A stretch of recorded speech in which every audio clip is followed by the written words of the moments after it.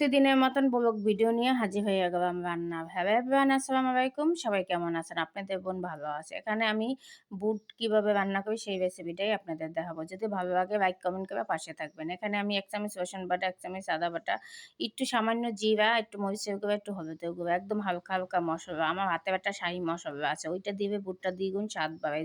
এইটা দিয়ে কষাই নিতে আসি সুন্দর মতন। তারপর বুটটা দিয়ে কষাবো। আমি কিন্তু এইভাবে সিম্পল ভাবে বুটটা রান্না করি, কিন্তু অনেক মজা। বুটটা শুধুই খাইতে মন চায়, এত পরিমাণে মজা হয়। বুটে কিন্তু বেশি মসলা দিলে মজা না। হালকা আপনি মসলা দিবেন, পেঁয়াজ একটু কাঁচা, কাঁচা থাকবে। এই বুটটা খাইতে অনেক মজা। আমি বুটে আলু দেই না।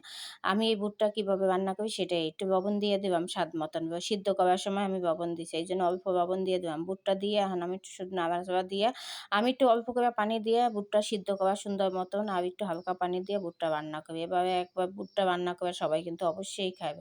আর বুটে বেশি মসলা দিলে কিন্তু মজা না। আমি বারবার কইতে আছি। আর এই দেখেন অল্প মসলা দিয়ে আমি বুটটা রান্না করতেছি। আর বুটটা হয়ে আসবে আমার হাতে শাহী মসলাটা দিব। শাহী মসলাটায় বুটটা দ্বিগুণ স্বাদ বাড়ায় দেয়। এত পরিমাণে মজা হয়। নামানোর আগে ধনিয়া পাতা দিব। তারপর আপনি নেওয়ার সময় কাঁচামরিচ নিয়ে কুচাইয়াও খাইতে পারবেন। যে যেরকম খায়।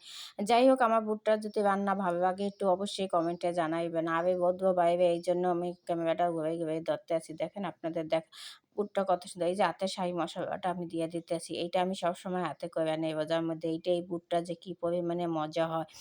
তারপরে আমি এরকম মজার বুট রান্না করি। অবশ্যই বুটটা রান্না ঠিক হইছে কিনা কমেন্টে অবশ্যই জানাইবেন। যারা এভাবে খাইতেছেন। আমি আলু তো দেই না। যাই হোক, এখন আমি ধনিয়া পাতাটাও দিয়ে দিলাম শাহী মসলাটা দেওয়ার পরে। আর এখন ধনিয়া পাতা দিয়ে আমি হালকা নাড়াচাড়া দিয়ে বুটটা নামাই ফেলবো। আর এই বুটটা ভাজি কিন্তু অসাধারণ। আমার সকল প্রিয় ভাই বোনদেরকে একবার খাইয়া দেখবেন। বুটে বেশি মসলা দিলে এই যে মজা তা না। দেখেন কত সুন্দর। আর সবাই কিন্তু শাহী মসলাটা একবার বানাই নেবেন। আমি এটা রেসিপি দেবো। আর বুটটা হয়ে গেছে। আমি বাটির মধ্যে এই দেখেন বাটতে আছি। আমি বেশি বানাই নাই, অল্প পরিমাণেই বানাইছি। আমার বাসায় যে যতটুকু রাখবে ৩ পটলা বানাইছি। যাই হোক, এই দেখেন ১ বাটি হয়ে গেছে। কত সুন্দর। দেখতে যেরকম সুন্দর, খাইতে তো আরও বেশি মজা ছিল। একবার খাইয়া দেখবেন অবশ্যই।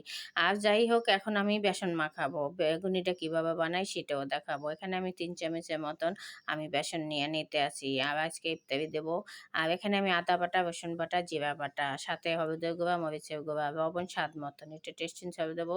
তারপর একটু এই যে হাতে শাহী মসলাটা দিয়ে দিছি। আর এই দেখেন শাহী মসলাটা কিন্তু বেগুনের স্বাদ বাড়াইয়া দেয়। এখানে একটু টেস্টিং সল্ট দিছি, একটু বেকিং পাউডার দিছি। বেকিং ছোডা দিছি, বেকিং পাউডার না বেকিং সোডা দিছি। তাহলে বেগুনিটা পড়বে। আপনারা আপনাদের পরিমাণ মতন দেবেন। এখন আমি পানি মিশাইয়ে এটা ছানা ভালো মতন ছাইনা নেবো। ছাইনা রাইখা দেবো পাশে। তারপর বেগুন কেটে নেবো।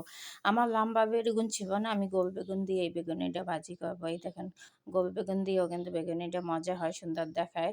এই যে কতগুলো বেগুন কাইটে নিচ্ছি দেখেন। এখন একটা, একটা করে ভাজি করে নেব। সবাই ভালো থাকবেন, সুস্থ থাকবেন।